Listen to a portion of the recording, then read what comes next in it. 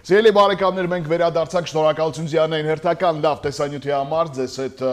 Ժակը եւ մրսած Լուսինեն է։ Մրսած Լուսինեն բայց տաղավարում։ Այո, գիտես ինչ ջերմություն է լինել։ Հյուր ունենք ու առանց ժամանակ կորցնելու պետք է յուրաքանչյուր րոպեն վայրկյանը ուղղակի խնայենք նրա այդ զրույցների համար։ Մեր հյուրն է հոգեբան Իրինա Ծատուրյանը, բարի լույս։ Բարի լույս, բարի գալուստ, գրեթե 1 տարի առաջ էինք հանդիպել եւ տեսնում եք ինչ-որ նախախնամություն կա, մենք ամեն մայիսին ոնց որ զգում ենք, որ ձեզ տեսնելու կարիք ենք զգում։ Չնայած համարում եմ, որ մայիսին հարսանիք օրինակի համար անել չի կարելի։ Բա տեսնում եք։ Մի անգամից մեր թեմային անդրադառնանք, այո։ Բայց պատահական չէ, որ հանդիպել ենք, երևի պետք է այ հոգեբանական տեսանկյունից բացատրել, ինչու է մեր ժողովրդի մոտ այդ մայիս-վայիս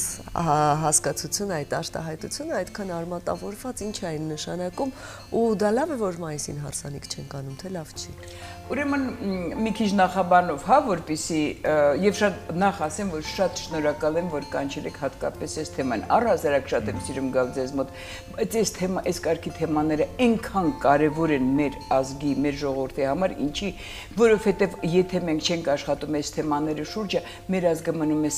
դառնում է սահմանափակ, հասկանում եք, որովհետեւ սնեապաշտության ցանկացած դրսևորումը դա բերում է մեր սահմանափակությանը, հա, մենք սկսում ենք ինչ է այդ բոլոր բաները, չէ, իր խորագիրը դնում ենք վախ։ Դա այդ բոլոր բաները կատարվում են, որովհետև եւ հիմա մենք կբացենք, ինչի են կատարում, որովհետև մարդը սկսում է զգուշանալ կամ վախենալ։ Շատերը, ովքեր որ մայիսին հարսանիքներ չեն անում, նույնիսկ չգիտեն արմատները որտեղից է գալիս։ Արմատները գալիս են ռուսերենից։ Որտեղ մայ բառը ռուսերեն մայիս, հա, հայերեն մայից է, այսինքն դժվար է ապրել, ինքը դրա հետ իբրև հոմանիշ սկսում է, իբրև հոմանիշ դրանից է գալիս եւ դա արդեն մնում նույնիսկ եթե մարդը ծնվում էր մայիսին, ասում էր, ահա ամբողջ կյանքում on будет մայից, այսինքն ամբողջ կյանքում ինքը լավ չի ապրելու։ Ընդհանրապես դա հնչյունաբանության, դա ամանիմիա է, հա, երբ որ հնչյունով են ուղղակի այդ բառերը իրար բայց այդ վարկածից բացի քննարկվում էր, որ տնտեսական դրդապատճառ կա, այսինքն ձմռանը կուտակած սնունդը, մարդիկ օգտագործում էլի լսածս տարբերակներից է, հասնում ենք մինչև մայիս, արդեն ավարտվում է, նորը դեռ նոր պետք է լինի եւ հիմա թանկ, ամեն ինչ թանկանում է, հա, կոնկրետ այս անցումային ամիսն է։ Հիմա չէ, մի 100 տարի առաջ։ Մի 100 տարի առաջ այդպես է։ Որտեվ հիմա ոչ մեկ ձմռանը չի պահում գարնան ուտելիքը։ Խնդիր չկա, մենք կարող ենք դա էլ իբրև բան ընդունել, որ բայց իբրև տարբերակ, բայց այնուամենայնիվ ամենաբան տարբերակը, ուրեմն այդ որ սնունդը մի քիչ դադարում է շատ լինելը, դա պասի ժամանակ է։ Այդ ժամանակ բոլորովին ոչինչ չկա։ Մայիսին արդեն ինչ-որ բաներ կան այնուամենայնիվ ուտելու, հա, մենք հիմա տեսնում ենք, մենք չենք կարող համեմատել, դե եթե առաջ վերցնենք, եթե հիմա է որ ջերմոցներ, դրսից բերած ապրանքներ եւ այլն, դա պասի ժամանակ է ավելի, երբ որ բոլորովին բան չկար, հա, մանավանդ հայ գյուղացու մոտ եւ արգելված էին հարսանիքները հենց այդ ժամանակ եւս, հա, երբ որ խորանը փակված էր վարակույրով եւ այդ հիմա է թույլատրվում այդ բոլոր բաները, նաեւ այնտեղ մենք կարող ենք իհարկե դրա հետ կապել, բայց մայիսին այնուամենայնիվ կա այդ խնդիրը, որ ընդհանրապես թանկ է լինում հարսանիքը եւ չարժե ժամանակ անել, ուղղակի թող մենք համարենք, այսինքն ինչ է, հա, մենք ստեղ ինչ ենք հասկանում, որ ոչ թե մենք սնեապաշտորեն ասենք, օй, մայիսին չի կարելի ոչ մի դեպքում, այլ ասենք, մայիսին շատ ավելի թանկ է նստում այդ հարսանիքը, քան հունիսի վերջ։ Բայց տնտեսական պայմաններից եթե ելնենք, հիմա հեղափոխության շեմին ենք կանգնած։ Քանի տարի է մայիսը անհաջող ամիս է այդ ինդուստրիայի համար։ Ինդուստրիայի ներկայացուցիչները, դրանք լինեն ռեստորանները, երաժիշտները, սպասարկող անձնակազմը, մայիսին զրկվում են աշխատանքից։ Հիմա, քանի որ կապիտալիստական հասարակարգի ենք անցում կատարում որոշակի առումով, կարծում եմ շատ շուտով, եթե միայն տնտեսական հիմք է, պետք է որ փոփոխվի, որովհետև մայիսին ֆանտաստիկ զեղչեր են անում, առանց այդ էլ գործ չունեն։ Եթե տնտեսական հիմքի վրա լինի։ Դուք ասեցիք ու ես գիտեք ինչ նաև մտածեցի, ուրեմն քանի որ, այ հիմա այդ ծագեց այդ միտքը, քանի որ մայիսին շատ դժվար են մարդիկ այդ փողը աշխատում, ապա հունիսին կարող է 2 անգամ թանկ են հաշվում։ Ահա։ Չէ՞։ Իրենք պետք է լրացնեն, չէ, այս մայիսի չաշխատելը, չէ, թող 2 անգամ չլինի, բայց թող բավական է, միջև որ սեպտեմբերին գալիս է մի քիչ ավելի իջնում է եւ նստում է, մենք կարող ենք նույնիսկ դա էլ, չէ, ենթադրելով ասել, եւ այդ ենթադրությունը ինքը այնպես չէ, որ նա բոլորովին հիմք չունի իրեն տակ։ Մեր խոսակցությունը գնաց ավելի շատ տնտեսական ուղղությամբ, քան այն թեմայով, ինչի համար որ հավաքվել էինք։ Նույն տարբերակով ես էլ ենթադրում եմ, որ ինչ որ մեկը այդպես ասել է մայիս ամսի հետո ինչ որ մեկին դուր է եկել դա մի տարբերակում զուգադիպել է ու դրանից հետո դա դարձել է արդեն սնոտի ապաշտական ինչ որ մի բան։ Հիմա այդպիսի բաներ շատ կարող են լինել ու հիմա էլ են լինում, բայց մեր ժողովրդի մեջ հատկապես արմատավորված է, արդյոք ռուս ժողովրդի մեջ էլ է արմատավորված, մայիսին նրանք ամուսնանում են, թե չեն ամուսնանում։ Ինչ տեղեկություն կա։ Հա, ունեմ, հա, նույնը։ Չեն ամուսնանում, այո, գիտեք, այսինքն սա ռուսական մշակույթի կոնկրետ ուղղակի ազդեցություն է։ Միայն մայիսը, բայց այն մնացած բաները արդեն դա ինձ թվում է, ուրեմն ես բացատրեմ սնայապաշտությունը որտեղից է գալիս, հա, նա գալիս է հեթանոսական շրջանից, երբ որ մարդը շատ բաները չէր կարող բացատրել, եւ նա, ասենք թե չէր կարող, ասենք թե բանը կարկուտի, ասենք թե շատ բան ազդեցությունը, որ տալիս էր ավիրում էր եւ նա չէր կարող բացատրել կամ էլ ասենք թե երբ որ ամպերն էին գոռում, այդ վախն էր մտնում, հա, նախնադարյան մարդու վախն էր, որը դեռ քրիստոնեությունը ընդունած չէր, եւ իրեն մոտ արդեն ձևավորում էր մի համակարգ, երբ որ ինքը այդ վախի տակ, չէ՞ որ ես քիչ առաջ ասեցի այդ վախի մասին, հա, այդ վախի տակ նա ասում էր, ահա, եթե լինի այս մի բանը, էլի զուգադիպություններով, հա, եթե լինի այս մի բանը, ուրեմն պետք չի անել այն մի բանը, հա, դրա մեջ կարող է մտնի մայիսը, որը ասեցինք, սև կատվի ասենք թե ինչ որ բան անելը, որ չարուժատ բաները կային, որոնք ծտերը եթե սենց թռան ավգուրները, ուրեմն չի կարելի ինչ որ ես մի բան անել, եթե նենց եւ այլն, հետո եկավ քրիստոնեությունը, որը ինչը բերեց գաղափարապես, հա, որ մարդը շատ բաները համենայն դեպս իր ձեռքի մեջ է, նա կարող է բնության օրենքների վրա չազդի, բայց իր վերաբերմունքը, հա, ասենք թե կարգուտ է գալիս, նա կարող է, նա ոչ թե վախենա, հա, որովհետև քրիստոնեությունը որ եկավ, նա եկավ նաև որպեսզի այդ նախնադարյան վախերը անցկացնի, իսկ վախը եւ սնայապաշտությունը իրենք նույնն է, ինչ է վախը։ Վախ, այս շնորհակալ եմ ստեղ գալու համար, որ հիմա այս ֆրազան պիտի ասեմ, որ շատերը լսեն, վախը դա պատկերացրածին ստին, չարին, ոչ իրականին, սատանային հավատալն է, նույնը սենայապաշտությունն է, չէ՞, ինչ տարբերություն։ Ուրեմն այն մարդիկ, ովքեր որ սև կատու տեսնելուց ճանապարհ են փոխում, իրենք պետք է ոչ թե սև կատվի մասին մտածեն, այլ իրենք պետք է մտածեն իրենց սեփական վախերի մասին, ոնց անեն, որ այս վախերը իրենց մեջ անցկացնեն, որովհետև նորից եմ կրկնում, վախը դա սատանային, ոչ իրականին, վիրտուալին, պատկերացրածին հավատալն է։ Մենք պետք է գնանք այդ ուղղությամբ, որ մենք հասկանանք, որը որից հետո է։ Եթե կարճ ասենք անկախ ժամանակներից, դուք նշեցիք հեթանոսական շրջան, հետո քրիստոնեություն եւ այլն, կարճ բացատրություն, գիտելիքների արկայությունը եւ սթափ մտածելակերպը մարդուն օգնում է, չէ, համաձայն չես դրա հետ։ Վարկածը տասա։ Եթե դու ուժեղ մարդ ես, ամուր ես, ներսից։ Ես ինձ համարում եմ ինտելեկտուալ մարդ ու կարծում շատ քչերի կվիճեն այդ հարցով։ Արի դա չքննարկենք, բայց չէ, նկատի ունեմ, բայց այդ դեպքում էլ շատ ժամանակ դու չես կարող սնոտի ապաշտության հետ պայքարել, որովհետև դա քո գիտելիքի չի, դու հրաշալի գիտես, որ սև կատնում որ դիմացովդ անցավ, դա անհեթեթություն է, հեյրուրանք, բայց միևնույն է դու ունես ինչ որ վախ։ Դա գենետիկ վախ է։ Այսինքն դա ինտելեկտուալ մակարդակի հետ կապ չունի, դա ավելի։ Չէ, բայց եթե դա սեփական անձի հետ աշխատանքի հետ կապ ունի, որ եթե մենք ուզում ենք վախը ինչ է, սնայապաշտությունը ինչ է, դա այդ ինչ որ արգելքներն են, դա առաստաղներն են, որոնք չեն թողնում։ Իրենք կարող է թափանցիկ առաստաղներ նույնիսկ լինեն, իրենք չեն թողնում, որ մենք աճենք։ Ստեղ այդ պահը կա, հա, որովհետև եթե ես գնում եմ ինչ-որ մի ճանապարհով եւ տեսնում եմ այդ սև կատվին, ես իմ ճանապարհը փոխում եմ բառից բուն եւ փոխաբերական իմաստով ու ես չեմ հասնում իմ նպատակին, նաև այստեղ այդ պահը կա, ուրեմն ես պետք է նաև այդ ուղղությամբ աշխատեմ, որովհետև այդ բոլոր բաները ինչին են բերում, հա, ես չեմ կարողանում լիարժեք որոշումներ ընդունեմ եւ այդ որոշումները կատարեմ, չէ, ես չեմ կարողանում լիարժեք լիաթոք ապրել, որովհետև ես անընդհատ ապրում եմ, գիտեք, հետ նայելով, հետ նայողը մի հատ փորձենք ամեն մեկը, նույնիսկ հարթ հատակի դեպքում, հետ նայելով մենք անպայման կամ կընկնենք կամ ինչ-որ մի բանին կխփենք,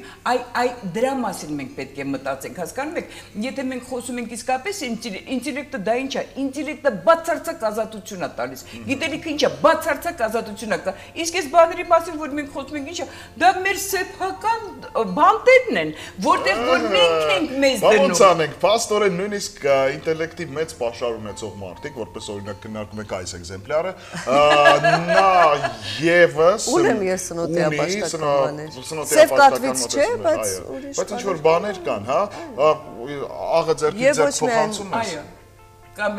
դանակը չի կարելի, չէ՞ համար կամ հացը չեմ հացը հակառակ չդնել, դա ժողովուրդը, հացը գնահատել, որովհետև տան հացը կպակասի։ Այդպես է եկել տատիկներից։ Ես այդպես Ճիշտ է, շարունակում եմ ասենք եթե մենք վերցնենք աղի պատմությունը, հա, ինչի է աղը թափելը եւ կռվիլին, որովհետև աղը 16-17-րդ դարերում այնքան թանկ բան էր, ոսկու գին արժեր, ու եթե աղը թափվում էր Պարզը տանը կռիվ էր լինում, որտեղ ինքը թանկ էր։ Ամեն մի բանը ունի իր արմատները, դրա համար մենք պետք է հասկանանք, որտեղից է ժողովրդական 100 տարի հետո, եթե iPhone 24-ը ինչ-որ մեկի ձեռքից ընկնի, կոտրվի, ասելու են սա կռվի նշան է, որովհետև հիմա այդ մոդել հեռախոսը շատ թանկ է, եթե ընկնում կոտրվում է, հաստատ մեղավոր կգտնեն, կվիճեն, կռիվ կլինի, նույն տրամաբանությամբ կարող է զարգանալ ինչ-որ բան այս ժամանակներից փոխանցվել 200 կամ 300 տարի հետո, բայց կա ճշմարտության եւ շատ հետաքրքիր հատիկ ասվածի մեջ, որ աղի համար կռիվ է եղել, երբ որ թափվել է։ Բայց ամեն մեկը ուրեմն պետք է հասկանա, թե որտեղից է արմատը գալիս եւ վախը վերացնի։ Խնամքով վերաբերվի նույնիսկ քիմիկվա աղին, որի մի տուփը ընդամենը 150 դրամ է, հիմա էլ պետք չի այդ աղը թափել, բայց պետք չի մասին ինչ կասեք, այդ խեղճ կենթանիների։ Դե սև կատվի մասին, եթե հիշում եք Մաստերի Մարգարիտայի մեջ Բուլգակովի այդ սև բռնվեց մոտ 30 սև կատուներ եւ բոլորովին ոչ մի բանում ոչ մեղավոր կենթանիները վերացան, հա, նաեւ տեղել, չէ, եթե մենք գրականությունից օրինակներ բերենք, մենք կհասկանանք, որ այդ կարգի բաների դեմ պայքարա դրվել միշտ, հա, ասենք թե, բայց այդ սև կատուն մարդու մոտ, հա, ասոցիացվում է իր ներքին վախի հետ, հա, օրինակի համար նույնիսկ երազների մենք անցյալ անգամ որ հանդիպում ենք երազների մասին ենք խոսում, այդ կատուն ու երազը ոնց որ ինչ որ մի բանը ճանգրի բանանի, ինքը այդ անգիտակցականից էլ է գալիս, հասկանում եք, դրա համար մենք պետք է հասկանանք, որ դա ընդհանրապես մենք դրա հետ անընդհատ պետք է աշխատենք։ Հետաքրքիր որ Բուլգակովին նշվեց իմ պատկերացմամբ, երբ որ ընթերցանությունը ավարտվեց եւ այլն, ինձ թվաց թե խտացված այդ մարդը կարողացել է ներկայացնել նաեւ մեր վախերը, մեր երևակայությունը, մեր պատկերացումները, այս թեման շատ վառ ներկայացված է այդ աշխատության մեջ։ Եվ մենք կարող ենք արդյոք ամբողջությամբ բացառել այդ սնոտիապաշտական երևույթների իրականությունը, գոյությունը։ Եթե մենք դա ամբողջությամբ բացառում ենք, այդ դեպքում հակասության մեջ է մտնում ինչ-որ մի բան, որովհետև այնուամենայնիվ երազները, դրանց իմաստները շատ լուրջ տեղ ունեն մեր կյանքում։ Իհարկե, այս լրիվ բայց մեկը մյուսի հետ փոխկապակցված չէ արդյոք։ Դա էլի գալիս է անգիտակցական պահից է գալիս, եւ այդ բոլոր սնեապաշտությունները, նաեւ ես որ ասեցի վախ, մենք պետք է զանազանենք վախը եւ զգուշավորությունը, վախենալը եւ զգուշանալը, որովհետեւ այդ տարբեր բաներ են։ Վախը ինքը պարալիզացնում է մեզ, վախը չի թողնում, որ մենք գնանք առաջ, հա, իսկ զգուշանալը դա ինչ է, որ մենք հասկանում ենք, որ եթե մենք տրամվայի գծերով տրամվայից առաջ անցնենք, մենք Աննուշկայի նման նույն Բուլգակովից վերցնելով մենք կարող ենք ընկնել տրամվայի տակ, հա, քանի որ այնտեղ ոբշի բաներ թափված, ձետներ թափված, Բերլիոզի նման ընկնենք տրամվայի տակ։ Հասկանում եք, այդ զգուշանալը մենք պետք է դնենք մեր մեջ, ոչ թե վախերը։ Վախով լի մարդը փսիխոթերապիայի մեջ մի տեսություն կա, որ մեր բոլոր հիվանդությունները առաջանում են ապրած վախերից։ Ինքը իհարկե բան տես տեսություն է, վիճելի է, որ բոլոր հիվանդությունները, բայց թեկուզ ինչ-որ մի տոկոս հիվանդությունները, եթե առաջանում են վախերից, ու եթե մենք կարողանանք, կամ սեփական ուժերով արդեն մենք շատ բաներ այսօր ասացինք դրա մասին, կամ ասենք թե համապատասխան մասնագետի մոտ գնալով հանդերձ մենք կարողանանք մեր վախերը հաղթահարել, դուք հասկանում եք, որ ստեղ էլի գալիս է առողջությունը, առողջ լինելը, ստեղ գալիս է այդ ազատությանը ձգտելը, հա, եւ ազատվելը շատ բաներից, տեսեք, ստեյապաշտությունը ինչ է, մեզ կապող բան է, ու մենք երբ որ իր մասին խոսում ենք, մենք ասում ենք, այ ես պիտի ազատվեմ այս բանից, չէ՞, խոսքի մեջ մարդը ինչքան շատ է դրա մասին ասում, բայց դրա հետ մեկտեղել ինչ որ մի բան, գիտեք նաեւ, այ հիմա գիտեք ինչ նայեցին, ինչ մտածի նայելով այս շշմելու գեղեցիկ աղջկան, հա, որ նաեւ ոնց որ մարդը ինքը իրան շատ հաճախ շատ բաներ է արգելակի։ Հա, իհարկե։ Այդ դա է սնեապաշտությունը նաև, ոնց որ ասի, համաձայնվի, եթե կատուն անցավ, ոչինչ, ինձ պետք չի, ես արժանի չեմ, այս կամ են բանը անել, այս կամ են բանին գնալ, այս կամ են բանին հասնել, գուցե դա էլ կա մեջը, գուցե մենք պետք է այ մեր մեջի այդ շլագբաումը ասեմ, արգելողին ասեմ, սնեապաշտության ձևով գուցե մենք դրա հետ պետք է աշխատենք եւ հասկանանք, որ մենք ամեն ինչեր կարող ենք անել։ Ես չեմ ասում իհարկե չափի մեջ, հա, այն ինչ որ մերն է, մենք չենք կարող ասենք թե դառնալ անգլիական թակուի ժակ օրինակի համար, հա։ Այո, ես մեծ ձգտումներ ունեմ, բայց ամեն օր զգում եմ, որ կան մի քանի կոնկրետ բաներ, որ խանգարում են ինձ դառնալ անգլիական թակուի, բայց բնավորության տեսանկյունից եւ զբաղեցրած դիրքից այս կյանքում դու կարող ես դառնալ հայ հերոստատեսության թակավոր։ Այո։ Իսկ դա արդեն նպատակ է, հասկանում եք։ Կարծում դա արդեն իրականություն չէ։ Երկուսն էլ լավ բաներ են։ Բան չունեմ ասելու։ Այո, չէ, ես ինչ եմ ուզում ասել ու շատ ուրախ եմ, որ մենք կարող ենք կատակի ձևով նաև շատ բաներ եմ ասել, որովհետև կատակի ձևով ասվածը շատ ավելի լավ է մտնում, գիտեք, գիտակցության մեջ։ Դրա համար ես այնուամենայնիվ անդրադառնալով քիչ առաջ ասացին եւ ամրապնդելով, հա, ուզում եմ կրկնեմ եւ ասեմ, որ մենք պետքա մեզ այլևս չարքելակենք ոչ մի հարցում։ Եկեք մեկ անգամ փորձենք։ Սև կատուն անցավ, ոչինչ չփոխենք ճանապարհը։ Տեսնենք ինչ կլինի։ Ես շատ եմ փորձել, ոչ մի բան չի եղել միջանցքում։ Կամ աղը թափվեց, ոչ մի բան մի արեք, մաքրեք, սիրուն հավաքեք, կամ լավ խաչ արեք։ Տես վերջ չկարողացանք հասկանաք, որ ոչ մի բան էլ չի լինում։ Մեզ ձեռքով նշան են ցույց տալիս, իսկ այդ նշանը սովորաբար հուշում է, որ քիչ հետո լինելու է օրվա նորությունների հերթական թողարկումը։ Սա սնոտիապաշտություն չի, սա իրականություն է, բայց 200 տարի հետո կարող է այդպես էլ լինել։ Այո, մարդիկ կարող են չհասկանալով ինչի համար է եղել այդ նշանը, մտածեն երևի։ Շնորհակալություն, որ եկաք զրույցի համար։ Ես վստահ եմ, այո, վայ, եւ վերջացավ։ Հա, ես այնքան բան։ Գիտենք շարունակենք մեր զրույցը։ Եթերից դուրս Իրինա Ծատուրյանն էր ամենաջերմ, ամենասպասված եւ ամենաառատ էմոցիաներով հոգեբանով կարողանում է մեզ առաջին հերթին ամոքել, ուժ տալ, ոգևորել ու բաց թողնել։ Սա ստացվում է հաստատ։ Կհանդիպենք քիչ ավելի ուշ։